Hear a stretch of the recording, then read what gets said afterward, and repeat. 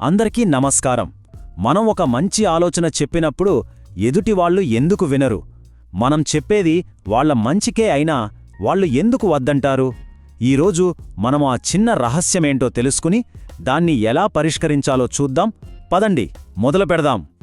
మనందరికీ ఇది అనుభవమే కదా. మనం ఒక మంచి ఆలోచన చెప్తాం, అది అందరికీ ఉపయోగపడుతుందని మనకు ఖచ్చితంగా తెలుసు.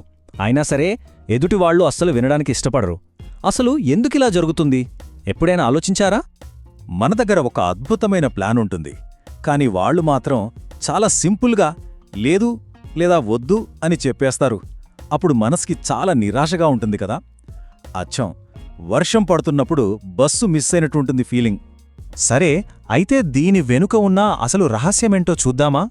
మనందరి మెదడులో ఒక చిన్న స్విచ్ ఉంటుందన్నమాట. అదేంటంటే, మనం ఇంతకుముందు ఏం చెప్పామో ఏం చేశామో దానికి కట్టుబడి ఉండాలని మన మనస్సు బలంగా కోరుకుంటుంది. ఇది అచ్చం మనం రోజు ఆఫీస్లో ఒకే కప్పులో టీ తాగాలి అనుకోవటం లాంటిదే. అయితే ఈ స్థిరంగా ఉండాలనే కోరిక ఉందే, ఇది ఒక రెండు వైపునా పదునున్న కత్తిలాంటిది. ఒకవేళ వాళ్ళు ఇప్పటికే ఒక దారిలో వెళుతుంటే మన కొత్త ఆలోచన వాళ్లకి ఒక పెద్ద గోడలా అడ్డొస్తోంది.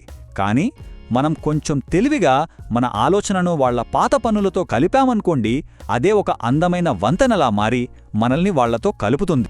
సరే, ఈ రహస్యం నిజ జీవితంలో ఎలా పనిచేస్తుందో కొన్ని సరదా కథలతో ఇంకా బాగా అర్థం చేసుకుందాం. మొదటి కథలోకి వెళ్దామా మరి? ఒక్కసారి ఊహించుకోండి, ఎక్కువ చదువు అని చెప్పటం ఒక ఆర్డర్ వేసినట్టు తిడుతున్నట్టు ఉంటుంది కదా. కాని రెండో పద్ధతి చూడండి, ఎంత బావుందో. నువ్వు రోజూ క్లాసుకు వస్తున్నావు, ఆ క్రమశిక్షణ చాలా మంచిది అని ముందు మెచ్చుకుని ఆ తర్వాత కొత్త అలవాటును పాత అలవాటుతో కలిపాడు. ఇదొక అభినందనలా ఉంది కదా. చూశారుగా, ఇది ఎంత సింపుల్గా పనిచేసిందో. ఎందుకంటే ఆ విద్యార్థిలో ఉన్న ఒక మంచి లక్షణాన్ని గుర్తించి దాని కొనసాగింపుగానే ఈ కొత్త అలవాటును చూపించారు. ఇది ఒక మార్పులా కాకుండా ఒక సహజమైన తర్వాతి అడుగులా అనిపించింది. ఒక విద్యార్థి విషయంలో ఇది చక్కగా పనిచేసింది. మరి ఇదే సూత్రం ఆఫీసులో ఒక ప్రొఫెషనల్ వాతావరణంలో ఎలా పనిచేస్తోందో చూద్దాం. మనం మారాలి అని చెప్పడం ఒక డిమాండ్లాగా ఉంటుంది. అది వినగానే అంటే మేమింతకాలం చేసింది తప్పా అని ఎదురు ప్రశ్న వస్తుంది. కాని మనందరి లక్ష్యం నాణ్యత. ఈ కొత్త మార్పు ఆ నాణ్యతను పెంచడానికే అని చెప్పడం ఎలా ఉంది? అందరినీ కలుపుకుపోయేట్టుగా ఒకే జట్టుగా ఉన్నామనే భావన కలిగిస్తుంది. ఈ పద్ధతి ఎందుకు సక్సెస్ అయిందంటే, ఈ మార్పు అనేది ఏదో కొత్తది, బయట నుండి వచ్చింది కాదని, మనందరం నమ్మే ఒక పాత విలువకు కొనసాగింపు మాత్రమే అని చెప్పారు. దాంతో అందరూ వెంటనే ఒకే మాట మీదకొచ్చారు. ఓకే, స్కూల్ నుండి ఆఫీస్కు వచ్చాం. ఇప్పుడు ఇదే టెక్నిక్ను ఒక సేల్స్ పర్సన్ ఎలా ఉపయోగించారో సరదాగా చూద్దాం. ప్రీమియం ప్లాన్ కొనండి అని అడిగితే అది కేవలం డబ్బు అడిగినట్టుగా ఉంటుంది.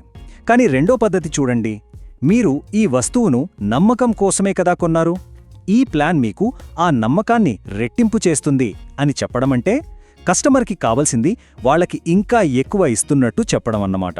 ఇక్కడ కస్టమర్కి తాము ఒత్తిడికి గురైనట్టు అస్సలనిపించదు. పైగా తాము మొదట తీసుకున్న నిర్ణయానికి కట్టుబడి ఇంకా తెలివైన ఎంపిక చేసుకున్నామని గర్వపడతారు. వాళ్లు తెలివైన వాళ్లని, వాళ్లను మనం అర్థం చేసుకున్నామని ఫీలవుతారు. ఇప్పటివరకు మనం పాత పనులను, విలువలను ఎలా కలపాలో చూశాం.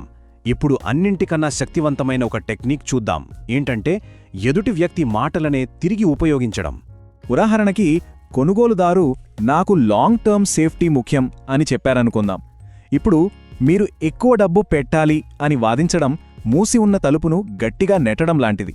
కాని మీరు దీర్ఘకాల భద్రత కోరుకున్నారు కాబట్టి ఈ ఆప్షన్ మీకు మరింత భద్రతని ఇస్తుంది అని చెప్పడం సరైన తాళం చెవిని ఉపయోగించి తలుపు తీయడం లాంటిది. చూశారా, ఇది ఎందుకు పనిచేసిందో? ఏజెంట్ అస్సలు వాదించలేదు. కేవలం కొనుగోలుదారు చెప్పిన మాటలనే గౌరవించి వాళ్ల ప్రాధాన్యతనే తిరిగి ఉపయోగించుకున్నారు. అంటే ఒక మంచి సంబంధానికి ముందుగా వినడం ఎంత ముఖ్యమో ఇది మనకు చూపిస్తుంది. సరే, ఇప్పుడు మనం చివరి కథకు వచ్చేశాం. ఇది అన్నింటికన్నా ముఖ్యమైన పాఠాన్ని నేర్పుతుంది. ఒకరి ఎదుగుదలకు ఈ సూత్రం ఎలా పునాది వేస్తుందో ఇప్పుడు చూద్దాం. మొదటిది ఒక బలవంతంలా ఉంది కదా, కాని రెండోది చూడండి, అది ఒక ప్రోత్సాహంలా ఉంది. ఇది అచ్చం మనం ఒక నిచ్చెన ఎక్కుతున్నప్పుడు ఇంకో మెట్టెక్కు అని వెనక నుండి తోయడం వేరు, చక్కగా ఎక్కావ్ తర్వాతి మెట్టు ఇదిగో అని దారి చూపించడం వేరు. ఇది ఎందుకు పనిచేసిందంటే విద్యార్థి పడిన కష్టాన్ని గుర్తించి దానికి విలువ ఇచ్చారు. ఇది వాళ్లకు చాలా గర్వంగా అనిపించేలా చేసి తర్వాతి సవాలుకు సిద్ధం చేస్తుంది. దాంతో వాళ్లు మార్పును చూసి భయపడరు, ఎదుగుదలను చూసి సంతోషిస్తారు. సరే, ఇన్ని కథలు విన్నాం కదా. స్కూల్, ఆఫీస్, సేల్స్ ఇలా అన్ని చోట్ల పనిచేసిన ఒకే ఒక్క బంగారు సూత్రం ఏమిటి? ఒక్క క్షణం ఆలోచించండి. ఆ సూత్రం ఇదే. చాలా అంటే చాలా సులభం. ఎప్పుడూ వాళ్లతో వాదించొద్దు. వాళ్ళు చెప్పిన దానితో ఏకీభవించండి.